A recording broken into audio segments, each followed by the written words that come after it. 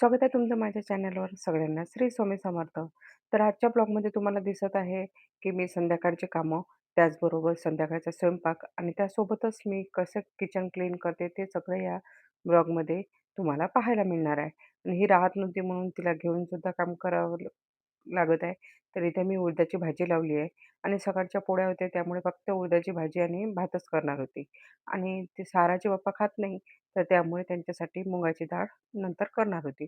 तर इथं उडदाची भाजी आणि भात आमच्या महाराष्ट्र इकडे जे राहतात त्यांना माहीत असेल, तर कोणाकोणाला उडदाची भाजी आणि भात आवडते नक्की कमेंटमध्ये सांगा.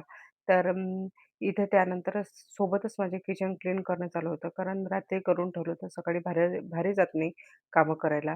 उठल्याबरोबर आपल्या घरसुद्धा म्हणजे किचनच असं असते, की बाईला अगोदर तिथंच जावं लागते. तर रात्रीच करून ठेवलं असलं तर खूप चांगलं वाटते, मन प्रसन्न वाटते सकाळीच. तर इथून बाहेरून काही खायचं आणलं होतं, तर ते म्हणजे राहायला ते भाजी आणि भात खायचं तिचं हेच चालू होतं खायला दे म्हणून. तर इथं सामान वगैरे, दूध वगैरे गरम करून ठेवून दिलं होतं मी.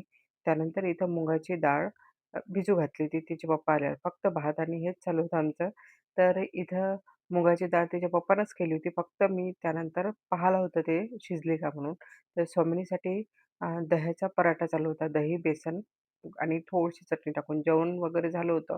तर कोणते भांडे कसे म्हणजे पूर्ण किचनच्या ओट्यावरच ठेवून दिले. जे मुलीला आणायला सांगितलं होतं तर. तर त्यानंतर बाबांचं औषध वगैरे दिलं आणि हा छोटासा मिनी ब्लॉग तुम्हाला कसा वाटला नक्की कमेंटमध्ये सांगा आणि चॅनलवर नवीन असाल तर चॅनलला सबस्क्राईब सुद्धा करा. Good night.